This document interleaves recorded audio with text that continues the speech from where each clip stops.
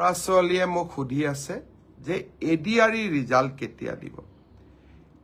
ADRE result 7 March শুক্ৰবাৰে আমাৰ grade 3 আৰু গ্ৰেড 4ৰ যি আমাৰ ৰিক্ৰুটমেণ্ট কমিশ্যন আছে তেওঁলোকে ঘোষণা কৰিব। যিমান কেইটা পদ আছে তাৰ বিপৰীতে 2জনকৈ ল'ৰা ছোৱালীক এই পৰীক্ষাত উত্তীৰ্ণ হ'ব আৰু তেওঁলোকৰ মাজত পৰৱৰ্তী সময়ত ৰিটেন টেষ্ট অৰেল অনুষ্ঠিত হ'ব। অৰ্থাৎ লিখিত পৰীক্ষাৰ ৰিজাল্ট গ্ৰেড 3 আৰু গ্ৰেড 4 আমি 7 মাৰ্চ তাৰিখে ঘোষণা কৰিম। এটা পোষ্টৰ বিপৰীতে 2জনকৈ ল'ৰা ছোৱালীয়ে এই লিখিত পৰীক্ষাত আমি নিজকে তৃতীয় আৰু চতুৰ্থ বৰ্গত নহলেও বেলেগ ধৰণেও জীৱন সফল কৰাৰ বাবে আমি প্ৰচেষ্টা কৰিম।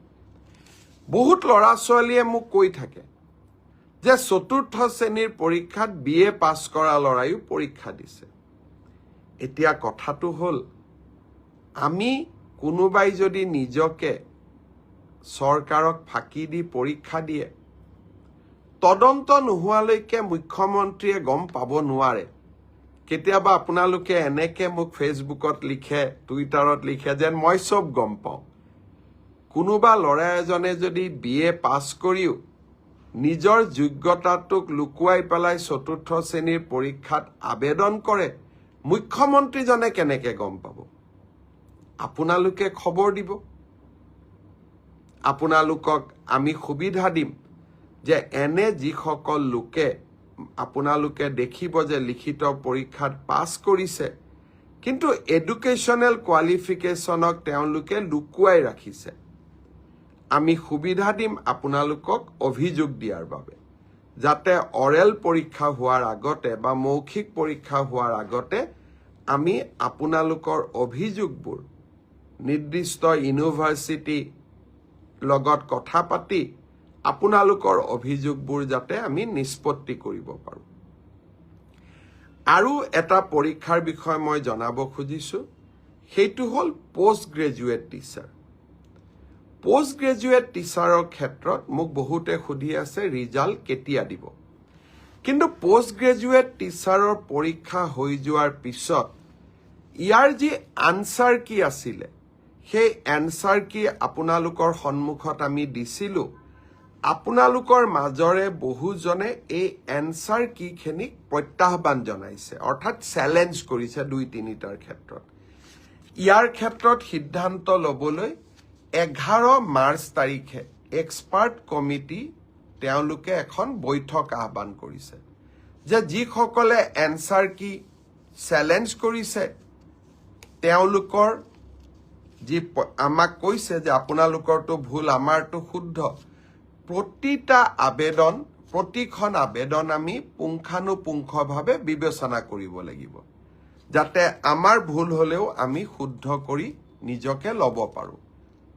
দিলীপ শইকীয়া ডাঙৰীয়া আমাৰ অসম ৰাজ্যিক বিজেপিৰ সভাপতি, তেখেতেও এই ব্ৰডকাষ্ট চাই আছে।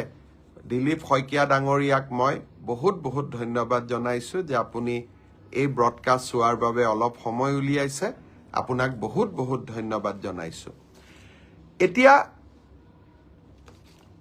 11 মাৰ্চ তাৰিখে এক্সপাৰ্ট কমিটি বহাৰ পিছত আপোনালোকক মই জনাব পাৰিম যে আমি কেতিয়া পোষ্ট গ্ৰেজুৱেট টিচাৰৰ পৰীক্ষাৰ ফলাফল দিব পাৰিম।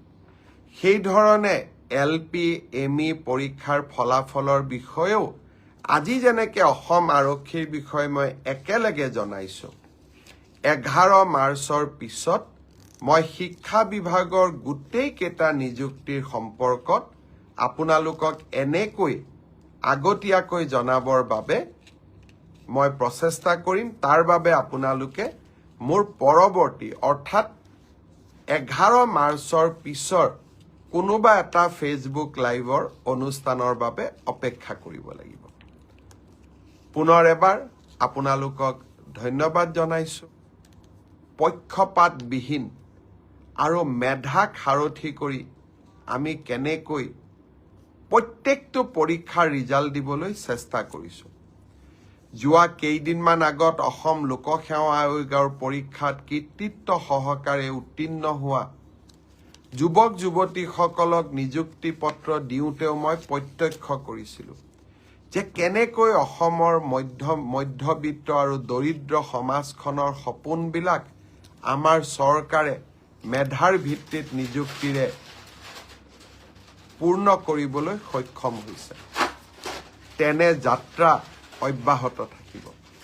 শেষত এডিআৰই পৰীক্ষাৰ ৰিটেনৰ পিছত বহুজনে হোৱাটছআপ যোগে আপোনালোকৰ এডমিট কাৰ্ডসমূহ মোৰ ওচৰলৈ পঠিয়াইছিল সহায় বিচাৰি।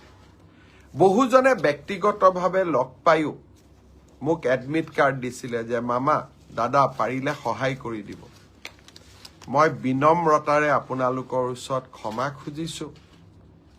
আপোনালোকৰ এই অনুৰোধ মই ৰাখিব নোৱাৰিলোঁ, কাৰণ মেধাৰ ভিত্তিত নিযুক্তি আৰু মেধাৰ ভিত্তিত এডিআৰই পৰীক্ষা সম্পন্ন কৰাৰ বাবে আমি প্ৰতিশ্ৰুতিবদ্ধ।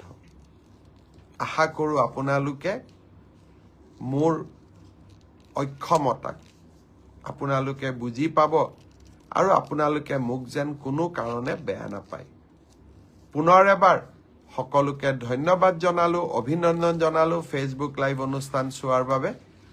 আকৌ লগ পাম। বহুত বহুত ধন্যবাদ। জয় হিন্দ, বন্দে মাতৰম।